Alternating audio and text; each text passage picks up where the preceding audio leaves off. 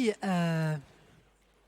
la science peut mettre tout le monde d'accord au-delà des clivages politiques, la culture est également à promouvoir.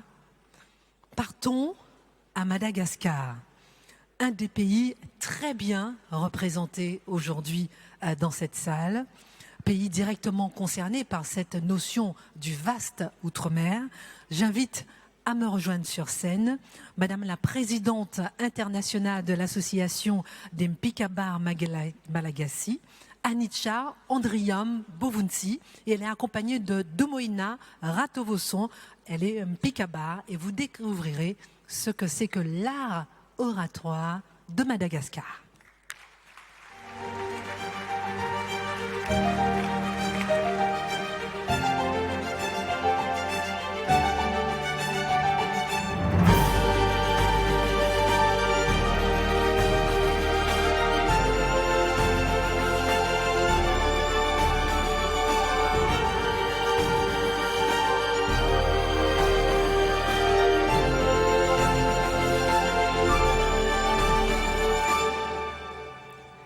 Merci de m'avoir donné la parole. Tupklasi Tupkuvavi, mesdames et messieurs, nous, Association des rhéteurs malagasy, FIPIMA, implantée dans toutes les régions de Madagascar et dans 14 pays en Europe, en Amérique, en Afrique, célébrons les 60 ans d'existence de notre association cette année.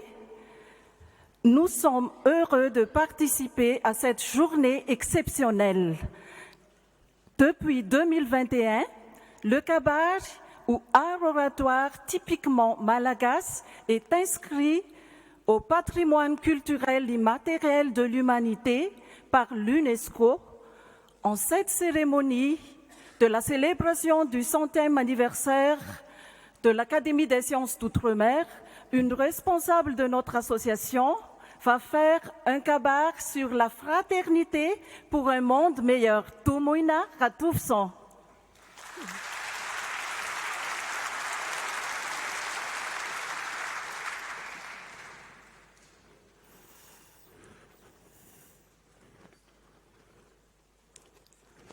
Mesdames et messieurs, un proverbe dit: le crocodile rouge, traversant le fleuve, s'y glisse sans le moindre bruit. Il nage sans faire de vagues. Quant à moi, je ne serai pas la muette qui ne peut fredonner un air qu'intérieurement, tant ma joie est immense en ce moment. Permettez-moi avant tout de vous exprimer le azafad et le azatine, un aspect caractérisant le kabar malgache, une tradition séculaire qui véhicule des valeurs que seuls détiennent ceux qui ont l'âme bien enracinée. Mesdames et messieurs, quand le soleil s'élève à l'est, ses rayons atteignent tous les toits du village. Lorsqu'il décline à l'ouest, il envoie ses lumières pour éclairer tous les foyers. Les salutations sont comme des rayons du soleil qui brillent pour tout un chacun. Ainsi, je tiens à vous adresser mes salutations les plus chaleureuses, comme des lueurs de jour que clameraient si fort pour qu'on l'entende bien ici et alentour.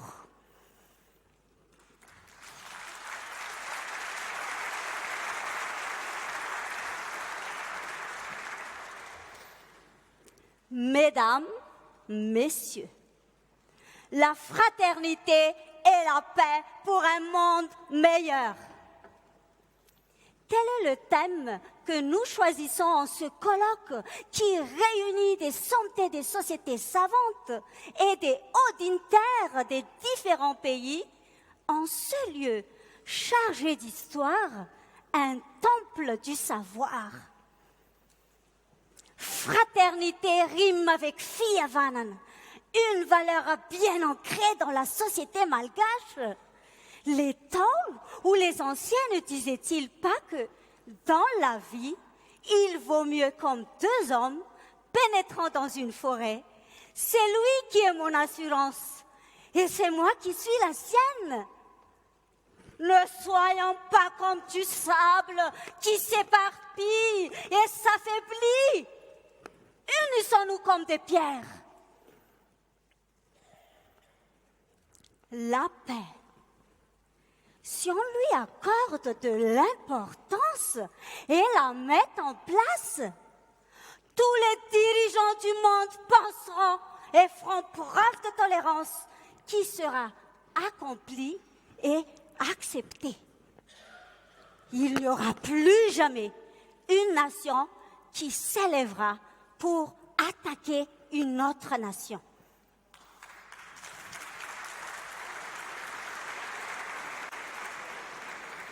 Les temps ou les anciens ne suggèrent-ils pas que celui qui ne veut pas se battre est un nigaud, mais celui qui ne demeure pas de rien est un sorcier?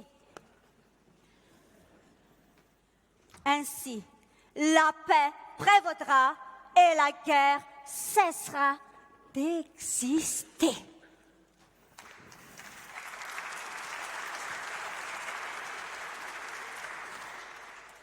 Ce message est l'eau de source que je porte, qu'avec joie je pose devant votre porte. Il est tel un rayon du soleil lumineux. Il a pour contenu nos valeurs principales. La fraternité et la paix sont primordiales. Je crierai haut et fort, populations entières, par-dessous les cieux, par-dessus les terres. Unissons nos forces, œuvrons ensemble pour rendre le monde meilleur.